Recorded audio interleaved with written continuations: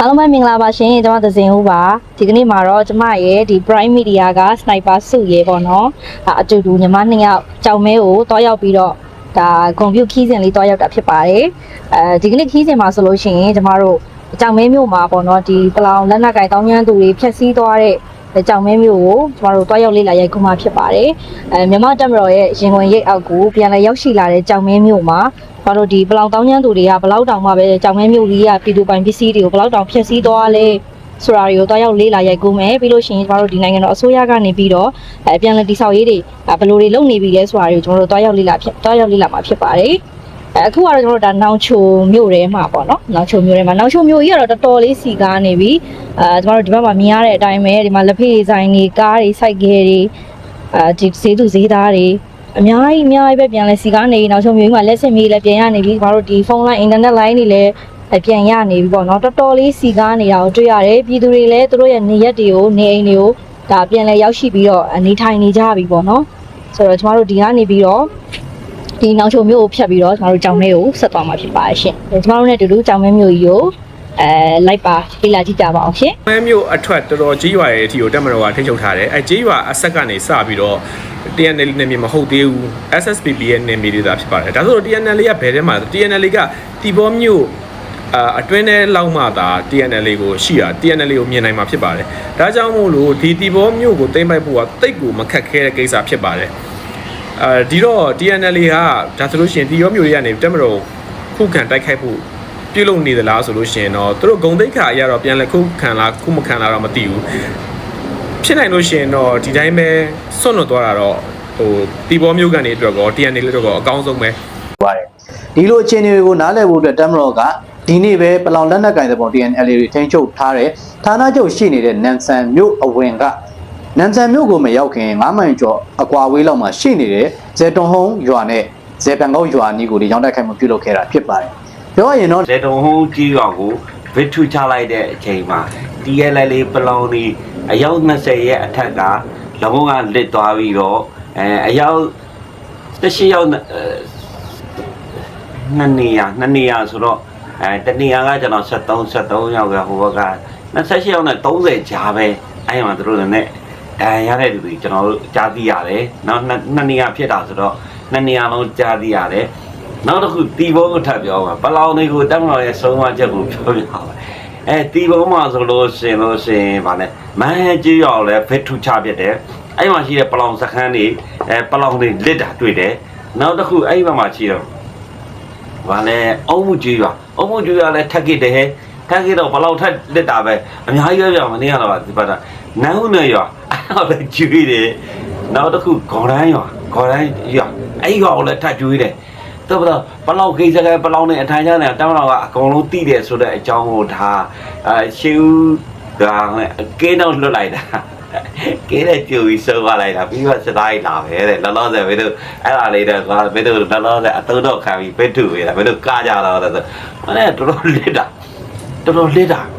အားလုံးပဲမင်္ဂလာပါဒီကနေ့မှာတော့တအောင်းတက် TNLA အထိနာနေတဲ့အကြောင်းအပသားတွေပြောလာသည်မို့အဆုံးထိနားဆင်ဝေဖန်သုံးသပ်ပေးသွားကြပါအောင်ခင်ဗျာပါတယ်ဒီလိုအခြေအနေတွေကိုနားလည်ဖို့အတွက်တက်မတော်ကဒီနေ့ပဲပလောင်လက်နက်ကင်တဲ့ပုံ TNL တွေထိန်းချုပ်ထားတဲ့ဌာနချုပ်ရှိနေတဲ့နန်ဆန်မြို့အဝင်ကနန်ဆန်မြို့ကိုမရောက်ခင်9မိုင်ကျော်အကွာဝေးလောက်မှာရှိနေတဲ့ဇေတွန်ဟုံးရွာနဲ့ဇေပန်ကောက်ရွာနီးကိုရောင်းတိုက်ခိုက်မှုပြုလုပ်ခဲ့တာဖြစ်ပါတယ်ပြောရရင်တော့ဇေတုံဟုံးကြီးရွာကိုဗစ်ထူချလိုက်တဲ့အချိန်မှာ TNL ပလောင်ဒီအယောက်20ရဲ့အထက်က၎င်းကလစ်သွားပြီးတော့အယောက်18ယောက်နှစ်နေရာဆိုတော့တနေရာကကျွန်တော်73ယောက်ကဟိုဘက်က28ယောက်နဲ့30ကြားပဲအဲ့မှာတို့လည်းရတဲ့လူတွေကျွန်တော်တို့ကြားသိရတယ်နောက်နှစ်နေရာဖြစ်တာဆိုတော့နှစ်နေရာလုံးကြားသိရတယ်နောက်တစ်ခုတီဘောကိုထပ်ပြောပါပလောင်တွေကိုတက်မတော်ရဲ့ဆုံးမချက်ကိုပြောပြပါတီဘောမှာဆိုလို့ရှင်ဗာလဲမန်းဟဲကြီးရောလဲဖက်ထူချပြတယ်အဲ့မှာရှိတဲ့ပလောင်စခန်းတွေပလောင်တွေလစ်တာတွေ့တယ်နောက်တစ်ခုအဲ့ဘက်မှာရှိတော့ဗာလဲအုံးမှုကြီးရောလဲထက်ခဲ့တယ်ထက်ခဲ့တော့ဘလောက်ထက်လစ်တာပဲအများကြီးရောမနေရတော့ဒီမှာအဲ့တော့ကျွေးတယ်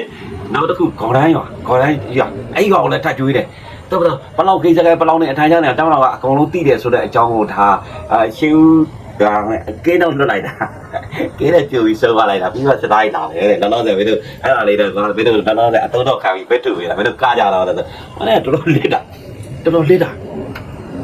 အပြောရင်ဒါပိုင်ကတုံးသားတွေဖြစ်အောင်မယ်ဒါတချို့ဟာပိုင်ရမယ်ဘာဖြစ်လဲညာပဲပြောမှဆိုမလုံးလက်တာတော်တော်လက်တာဗျာတော်တော်လက်တာကြောက်ကြပါဘူးအဲ့တော့တောင်းတော့ကတီဘိုးလို့ဟိုဘာလဲမိုးကုတ်လို့အကြတော့ပြောရမယ်လုံးဝမကြတော့ပြီးတော့အဲ့တီဘိုးမှဆိုဒီစပိတ်ကြီးရွာမှာရှိရကုမုတ်တော်ဟိုတယ်ကိုခိုင်လိုက်တယ်ကွာပလောင်ရလမ်းဖြန်သွား2ရက်နေ့ကိုင်တယ်မလားပြောလေအဲကိုင်တဲ့ကပလောင်နဲ့လမ်းဖြန်သွားအခုဘာလုပ်လဲဆိုအဲ့ဒီတစ်ချိန်တည်းဒီနမ်းမတူပဲနဲ့တော့ချတာတော့ချတဲ့ခါကျတော့ပလောင်တွေကအခုတီဘုံမျိုးထဲမှာရှိနေတယ်အစိုးရပိုင်းအဆောက်အဦထဲမှာရှိနေတယ်ပစ္စည်းတွေအကုန်လုံးကိုကားရင်နဲ့တင်နေပြပလောင်ပြည်ဘက်ကိုပလောင်ကိုယ်ပိုင်အုပ်ချုပ်ခွင့်ရနေရာကိုတင်နေပြီအဲ့တော့တောင်းတော့ကကိုယ်ပိုင်အုပ်ချုပ်ခွင့်ရနေရာအထိကိုတောင်းမတဲ့ကနန်းဆန်တို့ပါရမန်းတို့ကြည့်ရမယ့်အနေထားတွေတော့မစိုးပဲပြောမှာအဲ့ဒီပဲတောက်လျှောက်ဒီကောင်လေးအထိုင်နေရစတခါတည်းဖြိုချလိုက်မှဒါတောင်းတော့ဆိုတော့ဂုံသိက္ခာနဲ့ဂုံချိန်ပါပြည့်နေမဆိုပလောင်တွေကတော့တလိမ့်ဆန်တွေကိုဟိုလူကြီးမှာထားရတယ်လို့ဖြစ်နေတော့တော်တော်အောက်ကုဆိုတာအဲ့တော့ပလောင်ဆိုတဲ့နေရာမှာလက်နက်ကိုင်ကိုဆိုလို့တယ်နော်ပိုင်းပြောတဲ့နေရာမှာတိုင်းသားတွေကိုရိုးရိုးတိုင်းသားတော့မပေါအောင်လက်နက်ကိုင်အကြမ်းဖက်အဖွဲ့အစည်းတွေကိုသာဆိုလို့တယ်လို့ဒုတိယကြိမ်ထပ်ပြောမယ်နော်ပလောင်လက်နက်ကိုင်လို့ဟိုပြောလိုက်မှာကြောက်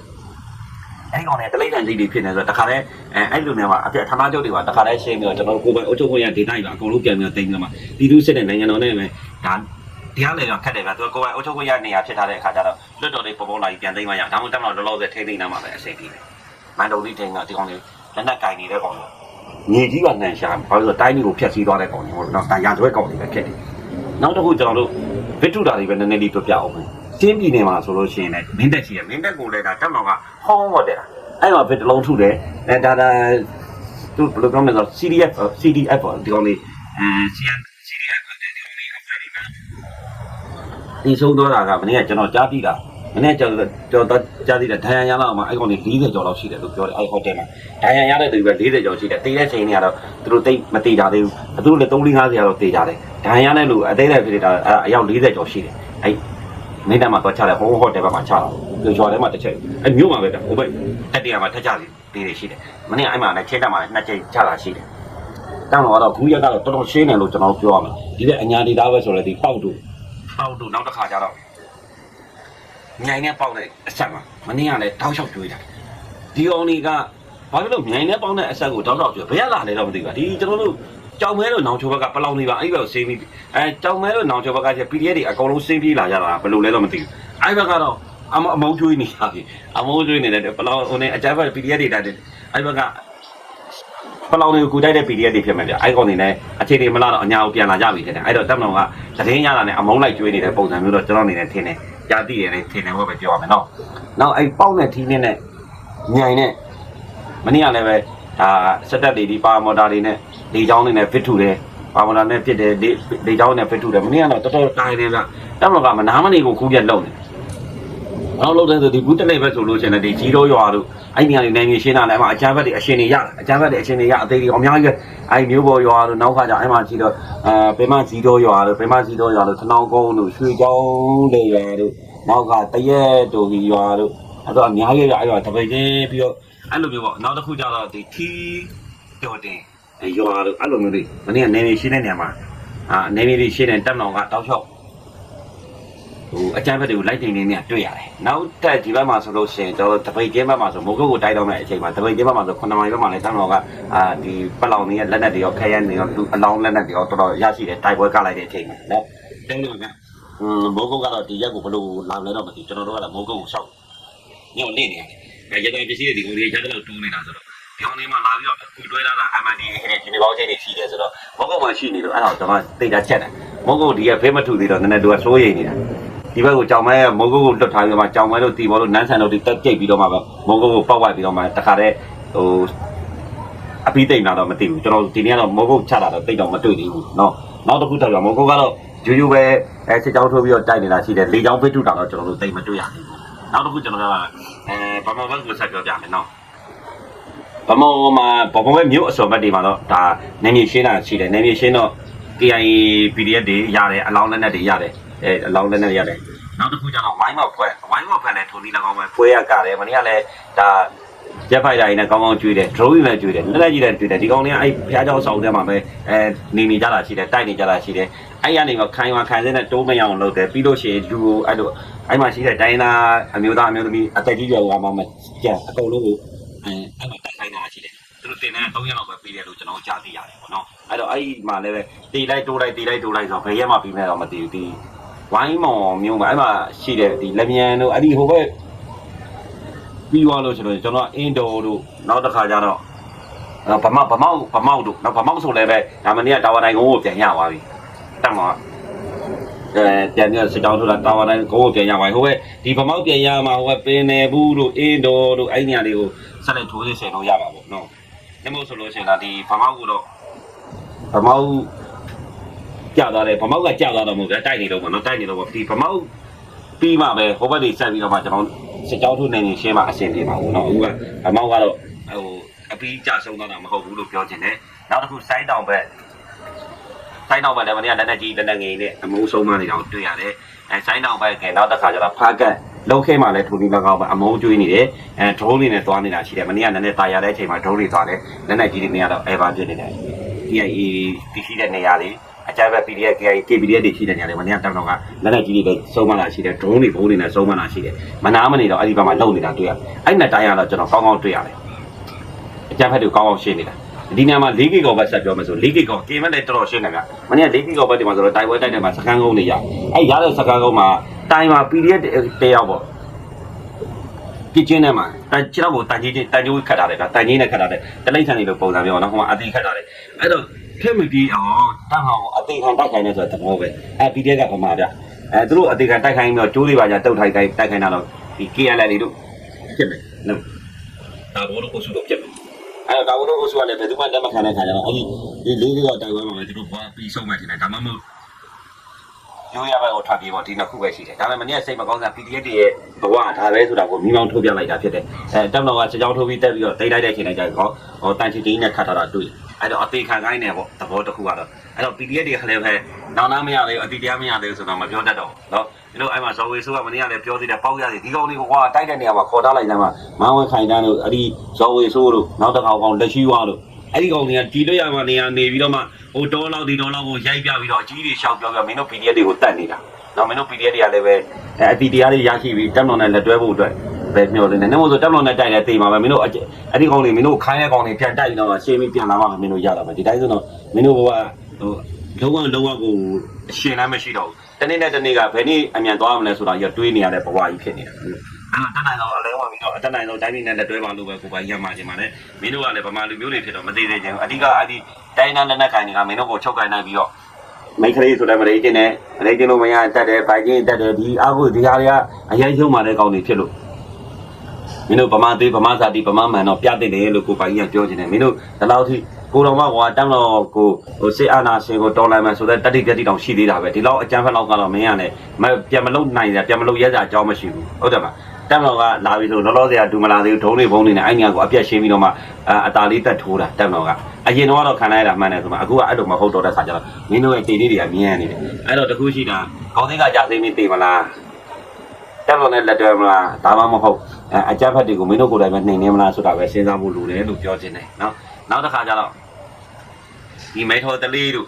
့နောက်ကဖလူးတို့အဲ့ဘက်တွေလည်းမနေ့ကအသေးကကောင်းကက်ဆက်ဒုံးနေနဲ့တောင်းချောပြစ်နေတာကိုကျွန်တော်တို့ကြားသိရတာရှိတယ်နော်ပြီးတော့ကြောက်ဖြူဘက်ကိုကျွန်တော်ပြောဦးမယ်ရခိုင်ဘက်ကကျွန်တော်တိတ်အားမရအောင်လို့ပြောတယ်ရခိုင်မှာကကြောက်ဖြူတော့ပဲပတ်ချလဲကိုကောင်းကောင်းထိန်းသိမ်းနိုင်တာရှိတယ်ကြောက်ဖြူပတ်ချလဲကတော့လုံးဝကောင်းကောင်းထိန်းသိမ်းနိုင်တယ်7ပတ်လဲလောက်လဲကောင်းကောင်းထိန်းတယ်ကြောက်ဖြူမှာလာတိုက်တဲ့ area တေးတာတော်တော်များတယ်နလန်မထူးတေးတာများတယ်ဘယ်ကလူတွေထက်တက်ရလဲတော့မသိဘူးတေးတာတော့တော်တော်များတယ်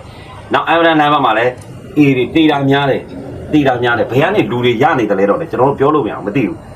ရခိုင်တိုင်းသားတွေမကုန်သေးဘူးလားလို့ပဲပြောရမယ်ရခိုင်တိုင်းသားတွေမကုန်သေးဘူးလားအေးရဲ့နှိမ့်ဆက်မှုကြောင့်တနက်နေ့ကိုင်းပြီးအတီးတွေခံနေကြတာလားဒီကြားထဲမှာအဲ့ဒီတချို့မောင်းတော်မှာရှိတဲ့မွတ်စလင်တွေကလက်နက်ကိုင်းတာလားလဲတွေ့ရတယ်အေးဘက်ကိုဝင်ပြီးတော့လက်နက်ကိုင်းတာလည်းတချို့ရဲလုတ်တယ်ဆိုတာပါလားရဲလုတ်တယ်ဆိုတဲ့ကောင်တွေကဝင်တိုက်နေတာကိုကျွန်တော်တို့တွေ့ရတယ်နောက်မွတ်စလင်တွေအကြောင်းကိုဟိုနည်းနည်းလေးတော့ပြောချင်တယ်မွတ်စလင်တွေအကြောင်းဆိုတာအခုကျွန်တော်တို့ဒီဗီဒီယိုမှာဆိုလဲချမ်းမင်းသားနဲ့ထားလိုက်ပါဗီဒီယိုမှာဆိုလို့ရှိရင်လည်းဒါလက်ဆက်တော့ဒီမှာဝီတော့ကဘာလဲစတဲ့ခါလားဒီဘေးကမောဆလင်ကိုပဲဦးစားပေးမှာဒါတဘာဝပဲလေအဲ့ဒါကြောင့်အဲ့ပြဿနာတွေတက်တာပေါ့အဲ့ပြဿနာတွေတက်တာပေါ့အဓိကဟိုဝီတော့ကမောဆလင်ဖြစ်နေတာနော်အဲ့ဒါလည်းပဲသမတော်တော်နဲ့ထိုင်ရမိလို့ထုတ်လိုက်တယ်မင်းကသူ့တက်ကပဲပေးနေတာမကြခင်မင်းပြပြတ်မယ်အဲ့လိုပဲပြောလိုက်ချားပေးအဲ့လိုတော့ရှိတယ် အဲ့လိုရှိတယ်အဲ့တော့မွတ်စလင်တွေကလည်းပဲနေရာတိုင်းမှာအဲ့လိုဇောင်းကြတာရှိတာဇောင်းကြတယ်ပြီးတော့ဟိုတနေ့ကလည်းဖိုက်တစ်ဖိုင်မှာတွေ့လိုက်ပါတယ်မြန်မာနိုင်ငံမှာရှိတဲ့မွတ်စလင်တွေကိုဒါဟိုဘက်ကနိုင်ငံတွေတွေ့ထုတ်ပေးတာမင်းတို့ဘာဖြစ်တယ်ညာဖြစ်တယ်ပေါ့အဲ့တော့မွတ်စလင်တွေကသူထပြောလိုက်တဲ့စကားတစ်ခုကငါတို့ကခလေးတွေအများကြီးမွေးထားတာလေမင်းတို့ကမမွေးနိုင်တယ်မမွေးနိုင်တော့မင်းတို့ကနေရာဖယ်ပေးဖို့လိုအပ်တယ်အကြလို့ရှိရင်မင်းတို့ကမျိုးတုံးတော့ပါတယ်ငါတို့ဟိုနောက်လာမယ့်2060ကျလို့ရှိရင်တော့ငါတို့အစ္စလာမ်နိုင်ငံဖြစ်အောင်ငါတို့ကလောက်ရမှာတယ်ဒါသူတို့ရဲ့စာဆိုပါလေအဲ့ကျန်းစာလာပါတာအဲ့ထဲမှာပါတဲ့ဥပဒေပဲတဲ့မင်းတို့ကဘယင်မဥပဒေကငါတို့လိုက်နာကြမလို့ငါတို့စာအုပ်ထဲမှာပါတဲ့ဥပဒေပဲငါတို့လိုက်နာငါတို့နောက်2060ဆိုလို့ရှိရင်ငါတို့ကမွတ်စလင်နိုင်ငံဖြစ်တည်အောင်ငါတို့ကခလေးတွေအများကြီးမွေးထားတာလေငါတို့ပိုင်နေပေါ့နော်ချားပဲချားပဲပေါ့အဲ့ဒီဘယင်မရဲ့ဥပဒေကိုငါတို့လိုက်နာကြမလို့ငါတို့စာအုပ်ရဲ့ဥပဒေပဲငါတို့လိုက်နာမယ်ဆိုပြီးတော့အဲ့ကမွတ်စလင်အင်တာဗျူးမှာတွေ့လိုက်ရနော်ပြီးတော့မြန်မာနိုင်ငံမှာရှိတဲ့မွတ်စလင်တွေကိုလည်းပဲတွေးလို့လှုပ်ဆော်တာကိုတွေ့လိုက်တယ်မင်းတို့ကဘာဒီပေါ့ဒီမှာကျွန်တော်တို့သူတို့အခေါ်တွေမသိတော့ဗျာသူတို့ပြောချင်တာကအဖြူဝိုင်းဆက်တဲ့သူတွေကိုသူကပြောချင်တယ်ဆိုတော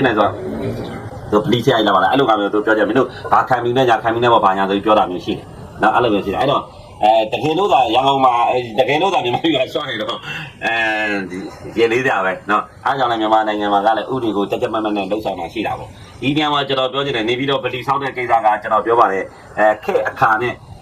ခေတ်အခါကိုတင့်လျော်စွာလှုပ်ဆောင်ခြင်းမဟုတ်ပဲနဲ့ဒီချိန်ဒီကာလကြမှာသူတို့ကထပြီးတော့ချန်စီယိုခတ်ဘာခတ်ညာခတ်လုပ်တယ်ချန်စီယိုခတ်ဘာခတ်ညာခတ်လုပ်တော့လည်းပဲဒီကျွန်တော်တို့တောင်တော်ဘက်ကိုဟိုထောက်ခတ်ပြီးတော့အယောင်ဆောင်ဝင်လာပြီးတော့ရှင်းပြောလို့ရှင်တော့အတွင်လာယူတယ်ပေါ့ဗျာအယောင်ဆောင်ဝင်လာပြီးတော့မှပြောနေတဲ့ကိုမောင်ရှိတယ်ဗျာကိုမောင်တောင်တော်ချစ်တယ်လို့တာအဲ့ဒါကိုတချို့ကလည်းအဟုတ်ကြီးမှတ်ပြီးတော့ကိုမောင်တောင်တော်ချစ်တော့အဲ့လိုမျိုးရှိတယ်အဲ့တော့ဟိုကအဲ့ပတီကိုတညွတ်တို့ပြပြီးတော့မှတိုင်းမျိုးဖြတ်စည်းဖို့တော့ကိုဒီခွင်းတွေကိုကောင်းကောင်းအတုံးချတော့ဘယ်သူမှမျိုးမကြည့်နေတဲ့အောင်ကသူကတိုင်းပြီးပြောတော့သူကကျွန်တော်တို့စိတ်မဝင်တော့ဘူးကျွန်တော်အဲ့ဒါနေကြတာလေကျွန်တော်ကတိုက်တဲ့ခိုက်ကြလာပါစိတ်ဝင်တာဒီတိုင်းပြည်ပြတ်မှန်ရေးတွေကြတိတ်စိတ်ဝင်တော့ဘာသာရေးကြတော့တယ်လို့ပြိပက္ခဖြစ်နိုင်တာဆိုကျွန်တော်တိတ်မပြောပါဘူးကိုမောင်ပြောတော့မှအော်လို့တိုင်းမျိုးဘယ်လိုဖြတ်စည်းရမလဲဆိုပြီးတော့အသွင်ယူပြီးတော့ကိုမောင်တော်တော်လောက်တာပဲလို့ဆိုပြီးတော့ကျွန်တော်အနေနဲ့သဘောကျမိတာတော့ရှိတယ်အဲ့တော့ကျောင်းကြီးကိုမောင်ကလည်းဒီဗလီကိစ္စကိုသူကထားပြောတယ်အတဲမှာကြီးတော့ဘယ်လိုမှမပြောသူကဟိုဘွားနေကကောင်းကောင်းလှော်တာတော့တိုင်းမျိုးကိုကစင်ငယ်ဖြစ်အောင်တော့သူတယောက်ကကောင်းကောင်းလုပ်နေတယ်လို့တော့ကျွန်တော်အနေနဲ့မြင်အောင်နေနော်အဲ့တော့အတိအကျပြန်ကြတယ်တော့ဘဝကိုဆက်ကြောက်ကြပါလို့ပြောနေတယ်ဒီမွတ်စလင်အဲ့ဒီမှာဗလီဆောင်နေတဲ့သူတွေကလည်းပဲတို့အချိန်ခံလေးပုံမူတည်ပြီးတော့လှုပ်စေခြင်းတယ်ဗျာလောလောဆယ်ကိတ္တရန်နာထားပြီးတော့မှအင်းကျန်းဖြစ်တော့မှလှုပ်စေခြင်းတယ်နောက်ဆိုခုချိန်မှာစောက်တယ်ပဲအခုကတက်တော့အစိုးရမလို့မမသာဖုန်းကြီးနေရတယ်ပဲဒါအတနာခန့်တာပဲတင်ပါသူတို့တကယ်စောက်လိုက်ကြီးချက်ချက်မရှိတော့ဘူးပြောတယ်အဲ့ဒီကျရင်တက်တော့အာနာကလုံခြုံရေးတောင်းမှရှိတော့မယ်နောက်အစိုးရတက်လာလိမ့်မယ်အစိုးရတက်လာတဲ့ခါကျလို့ကျဘာဖြစ်လဲကန့်ဆန္ဒပြလို့ရတယ်ပိတ်ကိုပိတ်ထားပေးရမှာအဲ့မှာရောပြီးရဟန်းတန်ကတော့တွေသွားပြီးမှပဲဖြစ်ဖြစ်ပြည်သူလူထုသွားပြီးဆန္ဒပြတာပဲဖြစ်ဖြစ်အားလုံးကြတာလည်းနောက်အစိုးရရှင်းရမှာနောက်အစိုးရလောကကာကွယ်လို့အစိုးရဖြစ်တဲ့တွင်ဒါပြဿနာဖြစ်မှာဆိုယာယီရဆိုင်ရမှာနိုင်ငံတော်အစိုးရဓာတ်တော်ကာကွယ်ဦးစီးချုပ်တရားတော့ဒါသူရဲ့ပြောထားတဲ့သူပေးထားတဲ့အမိန့်ရတော့ဒါရက်တန့်လို့မရဘူးเนาะရက်တန့်ပေးပါညာဆိုပြီးတော့ပြောလို့ကတော့ပြောတဲ့သူယူတာပဲဖြစ်မှာအဲ့တော့ဘာမှမပြောဘဲနဲ့ဟုတ်ပြီအဲ့လိုစောက်မစောက်နဲ့မစောက်ဖို့တော့တားလာမယ်စောက်မစောက်နဲ့ပြီးသွားလို့ကျွန်တော်ကျန်တာအဲ့ဒါတည်းဖွင့်ခွင့်မရအောင်တခါလဲဒါဇနာပြပါညာဒါလုံးလိုက်လို့ရတယ်လွယ်လေးပဲအဲ့တော့ရွေးကောက်ပွဲကိုနှောက်ယှက်ဖို့အတွက်ကိုမောင်တို့ဘက်ကစီစဉ်တာကိုအဲ့ဒီခွင်ထဲကိုကိုမောင်တို့ကနိုင်ငံသားမှာပတ်သက်နေရတော့သူတို့ကဒီလိုမျိုးတွေအပိုင်းညာရှိရတယ်ကအဲ့တော့အဲ့ဒါကိုကျွန်တော်ပြောချင်တာကအသိဉာဏ်ပညာလေးနဲ့ဆရာတော်ဖျားတို့များအသိဉာဏ်ပညာလေးနဲ့နည်းနည်းလေးကတ်ပြီးတော့ဒါလေးကိုဥပက္ခတရားလေးထားပြီးတော့ကျွန်တော်တို့နောက်အစိုးရတက်လာတော့မှဆက်လက်လှုပ်ဆောင်ရပို့ပြီးအစီအပြေလိုက်ပါမယ်လို့ဒါကျွန်တော်ပြောနေအားလုံးကျမ်းပါစေကြောင်းကိုဆုမကောင်းတောင်းပါတယ်ကျွန်တော်မနေ့ကကန်ဆိုင်မဲတွေဖောက်တယ်ကန်ဆိုင်မဲတွေဖောက်ပေးတဲ့အချိန်မှာရရှိတဲ့သူတွေလည်းပြောချင်တာကိုကြားတယ်တချို့ကျတော့ကောင်းမှလည်းဒီမှာပဲလာရေးတယ်ကျွန်တော်ပြောတာမန်နေဂျာစီကိုဖုန်းဆက်ပါဒိုသီးမဟုတ်ဘိုင်ဘာနေမှာလှမ်းပြောပါမိမိတို့မဝယ်နိုင်ဘူးလိုချင်ပါတယ်ပဲပြောဒီနှစ်ခုလေးစာရေးရတာမပြောမနေ့ကတော့ကျွန်တော်10စုံဖောက်မှနေရာမှာတစ်စုံမဲတအူးပဲလာပြောလို့အဲ့တအူးကဖောက်ဆရာမလို့တော့ပေးလိုက်တယ်ကျန်တာလည်းကျွန်တော်လိုက်တယ်ပြီးတော့ကျွန်တော်ကောင်းမှဖတ်တော့လိုချင်မှလည်းလိုချင်မှပဲဆိုတော့ကောင်းမှနေမှာလည်းကျွန်တော်ရေးရတာမဟုတ်တော့ကျွန်တော်ပြောတာမန်နေဂျာစီကိုဖုန်းဆက်မန်နေဂျာနေမှာသူစည်ရင်းနေရေးပြီးတော့မှကျွန်တော်10စုံလူမှာဒါပေမဲ့အစုံ20ဖြစ်နေမနိုင်ပြီမဲ့10ယောက်ပဲရှိတယ်ဆို10ယောက်လုံးတယောက်တစ်စုံပေးလိုက်မှာဒါမျိုးလုပ်တာဒါပေမဲ့မနေ့အဲ့ဒီကိုမောင်ကတော့စိတ်မကောင်းပါဘူးဒါကျွန်တော်မမရမှုအကောင့်ကိုတိုက်ရိုက်ကြည့်ရှုပေးတဲ့ဒီကိုမောင်အားလုံးကိုတဦးတယောက်ချင်းစီတိုင်းကိုလည်းကျေးဇူးတင်ပါတယ်ဒီတထင်းကျမစာပြီးနောက်နေ့ပေါင်းများစွာကျမ်းမာချမ်းသာရေးလူအားတွေပြပါစေကြောင်းကိုဖိုင်ရဲကိုဆုမကောင်းတောင်းလိုက်ပါတယ်ဗျာနာကိုလက်ကင်ဆွဲပြီးတော့တော်လန်ရေးကိုခေါင်းစဉ်တက်ခဲ့တာဖြစ်ပါတယ်အဲ့ဒီကလေးကစပြီးတော့ပလောင်လက်နက်ကင်တဲ့ပုံ TNL က2008ဖွဲ့စည်းပုံအခြေခံဥပဒေအရပလောင်ကိုယ်ပိုင်အုပ်ချုပ်ခွင့်ရဒေသအနေနဲ့ခွင့်ပြုထားတဲ့နမ်ဆန်မြို့နယ်ပါဝင်ဘေးမှာရှိနေတဲ့ကိုယ်ပိုင်အုပ်ချုပ်ခွင့်ရဒေသအတွင်းတုံးဝင်နေတဲ့မြို့တွေကိုတိုက်ခိုက်ပြီးတော့ထိန်းချုပ်ခဲ့တာပဲဖြစ်ပါတယ်။အဲဒီကနေစပြီးအခုချိန်တွက်ကြည့်မယ်ဆိုရင်တော့2024ခုနှစ်ဒီဇင်ဘာ15ကနေအခု2025ခုနှစ်ဒီဇင်ဘာ15ဆိုရင်ပလောင်လက်နက်ကင်တဲ့ပုံ TNL ကသူတို့ရဲ့ဌာနချုပ်အနေနဲ့သတ်မှတ်ထားတဲ့နမ်ဆန်မြို့ကိုသိမ်းပိုက်ခဲ့တာ2နှစ်ပြည့်တော့မှာဖြစ်ပါတယ်။ ဒါပေမဲ့နိုင်ငံတော်ကပလောင်လက်နက်ကင်တဲ့ပုံ TNLA တွေထိန်းချုပ်ထားတဲ့နန်ဆန်မြို့ကိုနိုင်ငံကြီးအရာစီရေးအရာတိုက်ခိုက်သွားရမယ်ဆိုတဲ့ agenda တစ်ခုရှိထားပါတယ်။ဘာကြောင့်လဲဆိုရင်ပလောင်လက်နက်ကင်တဲ့ပုံ TNLA တွေရဲ့ PSLN TNLA ရဲ့ပလောင်နိုင်ငံတော်စစ်ကူးရင်မှုနဲ့တိုက်ခိုက်သိမ်းပိုက် ဝမ်တွင်တွင်စစ်မှုထမ်းအပတ်စဉ်18အတွက်လူငယ်9ဦးကိုစစ်တပ်ကပေါ်ရာဆွဲဖမ်းဆီးမန္တလေးတိုင်းဝမ်တွင်မြို့နယ်ကျေးရွာ4ရွာသို့အကြမ်းဖက်စစ်တပ်ကစစ်ကြောင်းထိုးဝင်ရောက်စီးနင်းပြီးလူငယ်9ဦးကိုစစ်မှုထမ်းခိုင်းရန်ပေါ်ရာဆွဲဖမ်းဆီးသွားကြောင်း Voice of One ဝင်မှတာဝန်ရှိသူတဦးကရန်ကုန်ခေတ်သစ်သတင်းဌာနထံသို့ပြောသည်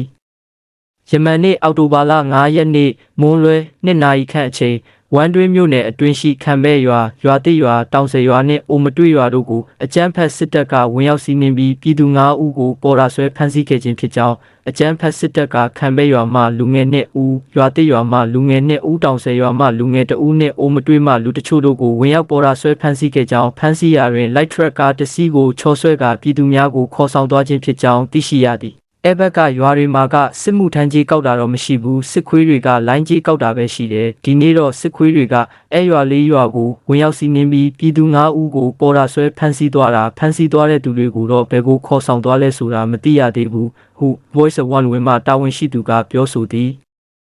အကြမ်းဖက်စစ်တပ်ကယခုအောက်တိုဘာလ15ရက်နေ့ဖွင့်လှစ်မည့်စစ်မှုထမ်းအပတ်စဉ်18အတွက်ဝမ်တွင်းမြို့ပေါ်နှင့်ကြေးရွာများတွင်လူငယ်များကိုပုံစံမျိုးစုံဖြင့်ရှာဖွေဖမ်းဆီးပေါ်ရာဆွဲလျက်ရှိကြောင်းသိရှိရသည်။မြည်သည့်မြို့နယ်ကမှပလောင်ကိုယ်ပိုင်အုပ်ချုပ်ခွင့်ရဒေသအနေနဲ့ပြီးသွားမှာမဟုတ်ဘူးဖြစ်ပါတယ်။နမ်ဆန်မန်ဒိုနမ်ဒူဒေသတွေက2008ဖွဲ့စည်းပုံအခြေခံဥပဒေအရပလောင်လူမျိုးတွေအတွက်ကိုယ်ပိုင်အုပ်ချုပ်ခွင့်ရဒေသပေးထားတယ်ဆိုတာကလက်နက်ကင်လမ်းစဉ်နဲ့အတင်းအဓမ္မတိုက်ခိုက်ပြီးတော့သိမ်းပိုက်တာကိုခွင့်ပြုမထားဘူးဖြစ်ပါတယ်။ဆိုတော့2008ဖွဲ့စည်းပုံအခြေခံဥပဒေအရပဲလွှတ်တော်နိုင်ငံရေးကနေသွားမှာဖြစ်ပြီးတော့လက်ရှိနိုင်ငံရေးအခင်းအကျင်း2023ခုနှစ်နိုင်ငံရေးအခင်းအကျင်းကိုအခွင့်ကောင်းယူပြီးတော့ပလောင်လက်နက်ကင်တဲ့ပုံ TNLA ကနမ်ဆန်မြို့နယ်ဘေးပတ်ဝန်းကျင်တွေကိုပလောင်နိုင်ငံတော်စစ်ကူးရင်မှုအတွက်ဆောင်ရွက်ခဲ့တာဖြစ်ပါတယ်။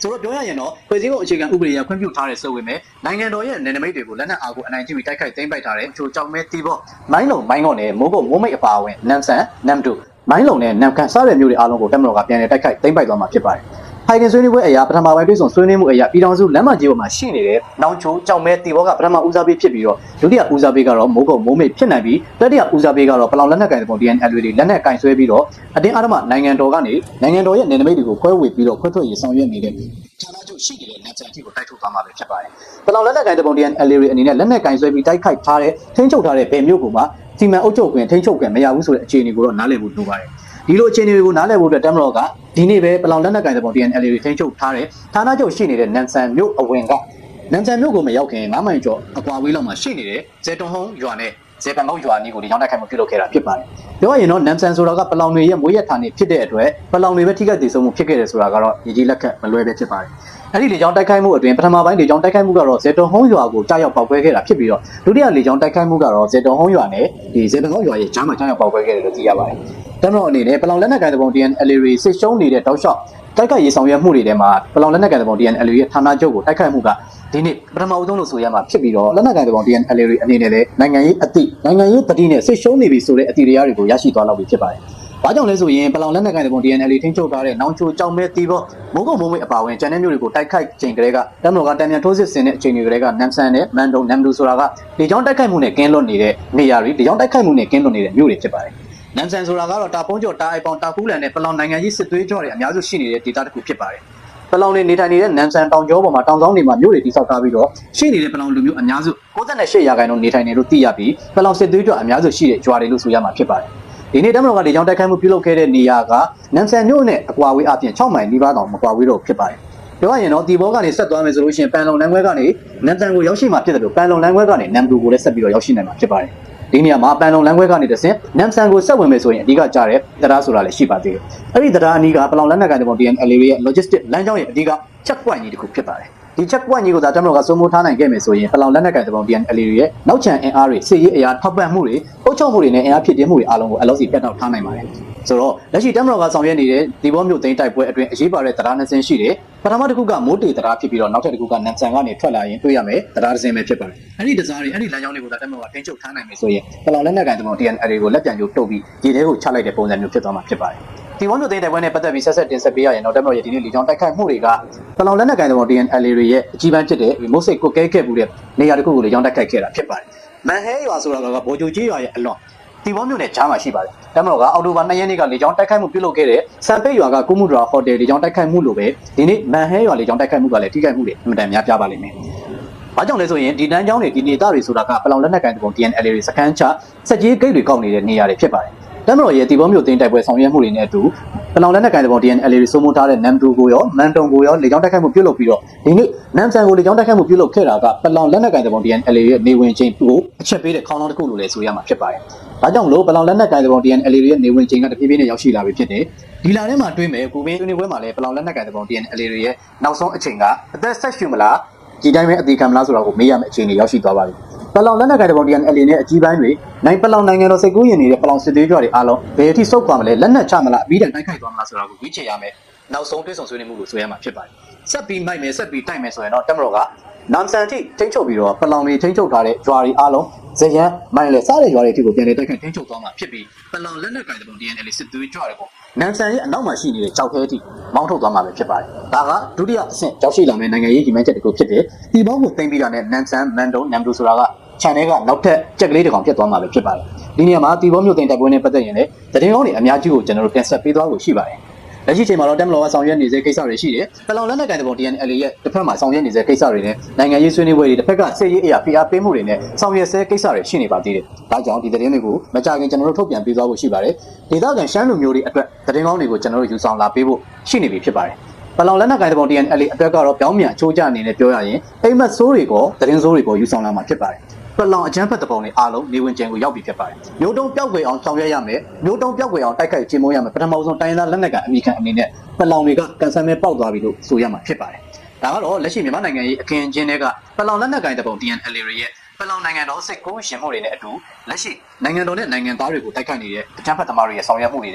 ေကဒီအခြေအနေတွေကိုတင်ဆက်ပေးခဲ့တာဖြစ်ပါတယ်။ဒီနေရာမှာနန်ဆန်မျိုးသိန်းတိုက်ပွဲအတွင်းပလောင်လက်နက်ကိုင်တပုံ TNLA ရဲ့တိုက်ခိုက်မှုနဲ့ရက်စက်မှုတွေကြောင့်တပ်မတော်ဘက်ကတပ်မ101ရဲ့တပ်မမှုအပါအဝင်အရာရှိစစ်တီ60နီးပါးတေဆုံးခဲ့ပြီးတော့64ဦးစစ်တော်မှန်အနေနဲ့ဖမ်းဆီးခံခဲ့ရပါတယ်။အဲဒီ64ဦးထဲမှာ28ယောက်ကတပ်မတော်နဲ့ရဲတပ်ဖွဲ့ဝင်တွေရဲ့မိသားစုတွေဖြစ်ပြီးတော့ကျန်တော်တွေကတော့တပ်မတော်သားတွေနဲ့ရဲတပ်ဖွဲ့ဝင်တွေဖြစ်ပါတယ်။အဲဒီဖမ်းဆီးထိန်းသိမ်းခံရတဲ့စစ်တော်မှန်တွေကိုလည်းပလောင်လက်နက်ကိုင်တပုံ TNLA နဲ့အပေါင်းပါတွေကဖမ်းဆီးပြီးတဲ့နောက်ရန်နှဲငယ်အတွင်းတပ်ဖြတ်လိုက်တယ်ဆိုတဲ့သတင်းတွေလည်းကြားသိရပါတယ်။ဆိုတော့တပ်မတော်အနေနဲ့ဒီနေ့နန်ဆန်မြို့အနီးလေကြောင်းတိုက်ခိုက်မှုကနန်ဆန်မြို့မှာတွေးမြစ်ကြခဲ့တဲ့တပ်မတော်သားတွေနဲ့မိသားစုတွေအတွက်ပြန်လည်လက်စားချေတဲ့အကင်းတော်မရှိသေးတဲ့အတွက်ပလောင်တွေဒီထက်ပိုပြီးတော့ဆိုးရွားတဲ့နေ့ရက်တွေကိုကြုံတွေ့ရမှာဖြစ်တယ်ဆိုတဲ့အခြေအနေမျိုးကိုတင်ဆက်ပေးခဲ့တာပဲဖြစ်ပါတယ်။နန်ဆန်မြို့သိမ်းတိုက်ပွဲအတွင်းတပ်မတော်သားအရာရှိစစ်တီ60တီကိုတပ်ဖြတ်ခဲ့တာဖြစ်ပြီးတော့စစ်တော်မှန်အနေနဲ့ဖမ်းဆီးခံခဲ့ရတဲ့ဒီအရာရှိစစ်တီတပ်မတော်သားမိသားစုရက်တက်ဖွဲ့ဝင်မိသားစု64ယောက်ကိုလည်းကြံအနေငယ်တွင်တပ်ဖြတ်ခဲ့တာဖြစ်ပါတယ်။ဒီလိုမျိုးလူမျိုးတုံးတပ်ဖြတ်မှုတွေကိုကျူးလွန်နေတဲ့စစ်ရာဇဝတ်မှုတွေကျူးလွန်နေတဲ့ပလောင်လက်နက်ကင်တပုံကိုမြန်မာနိုင်ငံရဲ့အခင်းအကျင်းတိုင်းရင်းသားလက်နက်ကန်အမိခံပြီးတော့ပြည်ထောင်စုကနေခွဲထွက်ဖို့2008ဖွဲ့စည်းပုံအခြေခံဥပဒေကိုမထီမဲ့မြင်ပြုတ်ပြီးတော့မရွက်တရေဆွတ်တဲ့လောက်ရက်တွေကိုကျုပ်သိမ်းချိန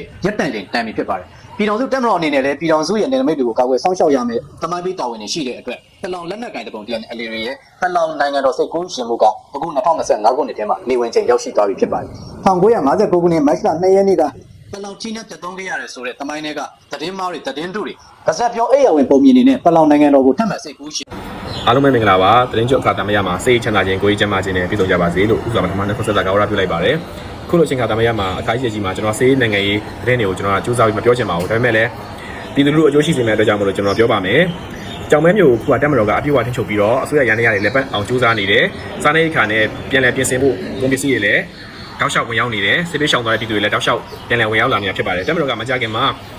တီဘောမျိုးကိုထိုးစစ်ဆင်ပြီးတိမ့်ပိုက်သွားမှာဖြစ်တဲ့အတွက်ကြောင့်မလို့ကြောင်မဲကနေပြီးတော့တီဘောတစ်လျှောက်ရှိရွာတွေကဒါစီးအသီးပေါ်လုံကျွေးအသီးနဲ့ပေါ့စစ်ပေးရှောင်ဖို့လိုအပ်ပါတယ်စစ်ပေးရှောင်ဖို့ဆိုတာကတော့ဒီကြောင်မဲမျိုးတွေပဲရှောင်ပေါ့เนาะတက်မတော်အုပ်ချုပ်ထားတဲ့နေမြေတွေပဲရှောင်ပေါ့ဒီလာရှိုးမျိုးဘက်ကိုပဲရှောင်စစ်ပေးရှောင်မှုကြိုတင်ပြီးတော့ကျွန်တော်အတိပေးလိုပါတယ်ဘာကြောင့်လဲဆိုတော့စစ်ဆိုတာကဟိုစစ်မောင်းတွေဆင်ပြီးတော့မှပဲရှင်ဖြစ်မယ်ဆိုတာပြောတဲ့ဟာမျိုးမဟုတ်ဘူးလေဒါကြောင့်မလို့ခုလိုခါကြီးရဲ့ကြီးကာလမှာတော့ဘုရားဘာသာဝင်တွေဖြစ်ကြတဲ့အလျောက်တက်မတော်ကရောဒီတပုံကရောဒီတင်းကျွလာပြည့်နေ့ပတ်ချလဲမှာတော့ထိုးစစ်ဆင်တာနဲ့တိုက်ခိုက်တာမျိုးတော့မလုပ်တော့ဘူးလို့ကျွန်တော်ထင်ပါတယ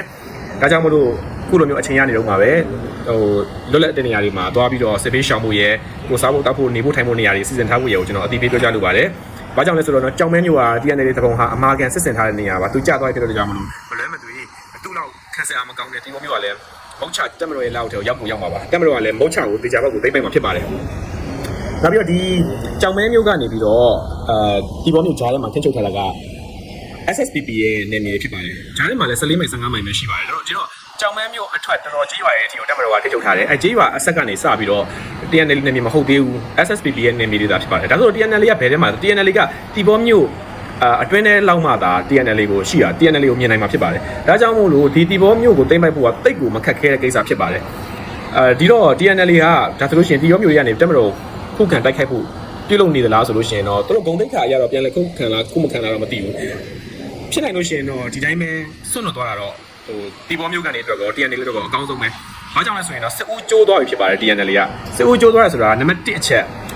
TNL က KIA ရဲ့တပည့်ဖြစ်တဲ့အစောပိုင်းကနောက်တော့မှဝါကိုတပည့်ခံတယ်နောက်ပိုင်းဝါကတရုတ်ရဲ့ PR မြန်မာနိုင်ငံရဲ့တ PR ကြောင့်သူကဒီပုံကိုယ်တွေပေါ်မှာလက်နက်တွေအစရှိတွေပြောလက်နက်လူသူခဲယမ်းတွေကိုမထောက်ပံ့တော့ဘူးဆိုပြီးတော့ဂတိကဝတ်တွေပြုထားတာရှိတယ်အရင်တော့သူထောက်ပံ့နေအများကြီးပေးခဲ့တယ်နော်အဲထဲမှာသူဝင်ရောက်နေထိုင်ခွင့်တွေရောဖြတ်တန်းသွားလာခွင့်တွေရောအစည်းအဝေးလုပ်တာတွေရောအကုန်လုံးသူတိုင်းကင်တာပေါ့ဗျာTNL ကထိုးတာပေါ့ UWSA ကတော့တိုင်ပေါ့ဒိုင်ကတော့ခုချိန်မှာတော့ကဲဒါ PB ဆိုပြီးတော့ပွဲရဖြတ်လိုက်ပြီဆိုတော့ထိုးသားတွေကဘာလို့လောမှမသိတော့ဖြစ်နေတာပေါ့ TNL ကမဟာမိတ်ကလည်းမရှိလက်နက်ခဲယမ်းကလည်းမလုံလောက်ဆိုတော့တဖြည်းဖြည်းအကြအရှုံးများလာတာပေါ့အခုလိုမျိုးစင်ရင်တုံတရားရှိစွာနဲ့နောက်ဆုံးမယ်ဆိုလို့ရှိရင်တော့ကိုယ့်ရဲ့တက်သားတွေမသေးတော့ဘူးပေါ့နော်ပြီးတော့ကိုတက်ဆွဲထားတဲ့တီဘောမျိုးကန်တွေလည်းဒုက္ခမရောက်ဘူးပေါ့နော်အိမ်တစ်လုံးဖြစ်ဖို့ဆိုတာလွယ်တာမဟုတ်ဘူး RPG တစ်လုံးထိသွားလို့ရှိရင်အိမ်တစ်လုံးဆိုတာပြိုသွားတာပဲပေါ့နော်ဒီနေရာဒီမှာငါတို့ပလောင်ကအနည်းစုဖြစ်တယ်ရှမ်းအများစုဖြစ်တယ်ရှမ်းမျိုးရှမ်းရွာတွေပျက်စီးခြင်းပျက်စီးပါစေငါတို့ကတော့ရသလောက်တော့ခုခံသွားမှာပဲဆိုလို့ရှိရင်တော့ SSPP မှာတာဝန်ရှိတယ်ဒီနယ်မြေဒေသတွေကို SSPP ကဖျက်ဆီးဝင်ပေးခဲ့တဲ့အတွက်ကြောင့်မို့လို့ရှမ်းနေနဲ့လူမျိုးမတူတဲ့စကားမတူတဲ့တခြားအဖွဲ့တွေကဒီလိုမျိုးရှမ်းအများစုနေတဲ့မြို့ရွာတွေကိုလာရောက်သိမ်းပိုက်တိုက်ခိုက်တာဖြစ်ပါတယ်ဒါကြောင့်မို့လို့ SSPP ကလည်းဒီရှမ်းလူရဲ့ထောက်ခံမှုကြာဆင်းလာပြီးတော့မြောက်ဖက်ပေါ့နော် SSPP ဒီမြောက်ဖက်က SSA မြောက်ဖက် SSA ပေါ့နော်အဲ့တော့ဗိုလ်ချုပ်ကြီးရွက်ဆက်ပေါ်မှာပို့ပြီးတော့ရှမ်းလူရဲ့ထောက်ခံမှုကပို့ပြီးတော့ရှိလာတာကိုတွေ့ရတယ်ဒါကြောင့် SSPP အနေနဲ့ကလည်းတေချာပေါက်ဒီတက်မတော်ကိုဖျက်ဆီးဝင်ပေးဖို့ပေးရမှာပဲ SSPP ကခံတိုက်နိုင်တဲ့အခြေအနေမှာလည်းမရှိဘူးနောက်ပြီးတော့ရှမ်းလူရဲ့ထောက်ခံမှုကလည်းအဖက်ဖက်ကကြာဆင်းနေတယ်ဒီတော့ပလောင်အနေနဲ့ကတီဘောမျိုးကနေမလွဲမသွေစုပ်ခွာသွားရမှာပဲဒါကြောင့်ပြည်သူလူအနေနဲ့ကကိုယ့်ရဲ့အသက်အိုးအိမ်စီစဉ်နဲ့ကိုယ့်ရဲ့စားနေရိတ်ခါစားဝတ်နေရေး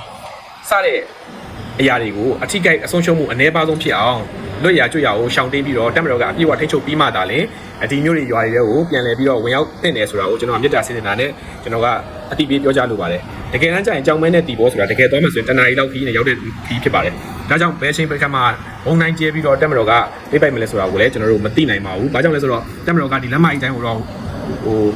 လူတွေထင်သားသလိုပေါ့နော်လက်မကြီးတိုင်းချိတက်တော့မှမဟုတ်ဘူးဘေးနားမှာရှိတဲ့ရွာတွေတရားပြီးတရားပေါ့လုံခြုံရေးအရာတဆင့်ပြီးတဆင့်ကိုဝန်းရံပြီးတော့မှဒါမျိုးတွေဝင်မှာဖြစ်ပါတယ်ဒါကြောင့်မို့လို့အနီးပတ်မှာရှိတဲ့ရွာတွေကလည်းလုံခြုံရေးအသိရှိတင်ပါတယ်လို့အကြမ်းဖက်တောင်းကျမ်းတို့ TNL တပုံတွေကိုလည်းကိုမျိုးကိုရမှာအခြေခံပြီးတော့လှုပ်ရှားနေတာမျိုးတွေကင်းစခန်းဖွဲ့ထားတာမျိုးတွေကိုလည်းလုံးဝလက်မခံတင်ပါဘူးရမိရဖရှမ်းလူကြီးများအနေနဲ့ကလည်းတားမြစ်ဆောင်ရွက်တင်ပါတယ်ရှမ်းလူကြီးမဟုတ်တဲ့တခြားတိုင်းသားများအနေနဲ့ကလည်းကိုမျိုးကိုရမှာပြည့်စည်အောင်TNL အကြမ်းဖက်တောင်းကျမ်းတို့တပုံတွေသူတို့နဲ့အပေါင်းပါတွေကိုမျိုးကိုရနားမှာလာပြီးတော့ဖြတ်တန်းသွားလာတာမျိုးတက်စခန်းချတာမျိုးဖုံဝင်ကျောင်းတွေစာတင်ကျောင်းတွေဖျားတွေမှာစခန်းချတာမျိုးတွေမပြုလုပ်မိအောင်ဒါကြေးရွာကလူတွေကတောင်းဆိုဖို့လိုပါတယ်ဆန့်ကျင်ဖို့လိုပါတယ်ဖယ်ရှားပစ်ဖို့လိုပါတယ် SSPP အနေနဲ့ကလည်းကိုရှမ်းလူမျိုးတွေရဲ့အသက်အဝိစီစဉ်ကိုကာကွယ်ဖို့ရတာဝန်ရှိပါတယ်လက်နက်ကင်ထားတယ်ဆိုတာကစီးပွားရေးလုပ်ဖို့မဟုတ်ဘူးလေဒါကရှမ်းလူမျိုးတွေရဲ့လွတ်မြောက်ရေးအတွက်ဆိုပြီးတော့ခေါင်းစဉ်တစ်ခုနဲ့ကင်ထားခဲ့တဲ့ရှမ်းတပ်တွေဟာရှမ်းလူတွေရဲ့အကျိုးစီးပွားမကာကွယ်တဲ့အတွက်ကြောင့်မလို့ရှမ်းမျိုးရွာတွေဟာမြန်မာတပ်မတော်နဲ့ TNL ကိုကန်တရုတ်တပုံနောက်ပြီးတော့ KIA အစရှိတဲ့တောင်းကျမ်းသူတွေရဲ့လက်ထဲမှာရှမ်းလူမျိုးမဟုတ်တဲ့တခြားသောလူမျိုးပေါင်းစုံရဲ့လက်ထဲမှာပစ္စည်းခဲ့ရတယ်အဲ့ဒီအတွက်SSPP မှာတာဝန်မကင်းဘူး။ဒါကြောင့်ဒီမျိုးတွေရွာတွေခုချိန်မှာတက်မတော်ကတမျိုးတစ်မျိုးကိုတင်ပိုက်နေပြီဖြစ်တယ်။မကြခင်မှာလည်းဒီဘောမျိုးကိုဆက်လက်ပြီးချီတက်တင်ပိုက်သွားမှာဘုံချအိတ်ကန်ဖြစ်တယ်။တကယ်လို့ဒါ TNL ကဆက်ပြီးခေါင်းမာနေအောင်မယ်ဆိုလို့ရှိရင်သူတို့ဟာမြန်မာမြေပြင်မှာမဟုတ်ကဘာပေါ်ကပါနေပျောက်ကွယ်သွားဖို့ရှိပါတယ်။တကယ်နမ်ဆန်မျိုးသူတို့ကိုပိုင်အောက်ချုပ်ခွင့်ရထားတဲ့မျိုးဆိုတာလေအမတန်မှကျင်းမြောင်တင်းငယ်တဲ့မျိုးလေးတစ်မျိုးဖြစ်ပါတယ်။ကိုပိုင်အောက်ချုပ်ခွင့်ဆိုတာက2008ဖွဲ့စည်းပုံအခြေခံဥပဒေအရတက်မတော်ကဘာမှမဆန့်ကျင်မတိုက်ခိုက်ဘဲနဲ့မသိမ့်ပိုက်စရာမလိုဘဲနဲ့ကိုပလောင်တွေအတွက်ကိုအနာဂတ်အတွက်ကိုကိုပိုင်စီရင်ခွင့်ကိုပိုင်အုပ်ချုပ်ခွင့်ပေးထားကြဖြစ်ပါတယ်လွတ်တော်တွေမှာလည်းပလောင်လူကြီးတွေကဝင်ရောက်ပြီးဆွေးနွေးညှင်းခုန်ပိုင်ခွင့်လည်းရှိပါတယ်ဒီကိုပိုင်အုပ်ချုပ်ခွင့်ဒေတာဦးစီးဌာနမှာလည်းပလောင်လူကြီးတွေတာလည်းဦးစီးပြီးအုပ်ချုပ်နေတာဖြစ်ပါတယ်အဲ့လိုမျိုးရရှိထားပြီးဖြစ်ရတဲ့အခုလိုမျိုးတိုက်ခိုက်တဲ့အတွက်ကြောင့်မလို့ TNL အမာကန်တက်ဆွဲထားတဲ့နန်ဆန်မျိုးဟာလည်းတကယ်လို့ဒါအခုလိုမျိုးဆက်လက်ပြီးတော့ဒါခေါင်းမာနေမယ်ဆိုရင်ပျက်စီးသွားဖို့ရှိပါတယ်တက်မတော်ကလည်းလေကြောင်းမြေပြင်ဝေဟင်စစ်စင်ရေးတွေဆင်နွှဲလာမယ်ဆိုလို့ရှိရင်ကိုပါအုပ်ချုပ်ခွင့်ဒေတာရဲ့မြို့တော်တိတိလေးဖြစ်တဲ့နမ်ဆန်ဟာလည်းမကြိုက်ခင်မှာပျက်စီးသွားနိုင်ပါတယ်ဒါကြောင့်မလို့ဒီဘောတစ်ချောင်းမှာရှိတဲ့ဒီဘောနဲ့ကြောင်မဲကြားမှာရှိတဲ့14မိုင်ပတ်ချလဲမှာရှိတဲ့ပြည်သူလူထုအများအနေနဲ့ကောနမ်ဆန်မှာရှိတဲ့မြို့မိမြို့ဖများအနေနဲ့ကော TNL ကိုဒါအကောင်းဆုံးသောနီးလန်းရရှိအောင် အကြံပေးတင်ပါတယ်တိုက်တွန်းတင်ပါတယ်နောက်ပြီးတော့ကိုယ့်မျိုးကိုယ်ရမှာတက်မဆွဲအောင်လည်းစက်ကြင်တင်ပါတယ် channel လေးတစ်ခုချိန်မှာအကောင်းဆုံးဖြစ်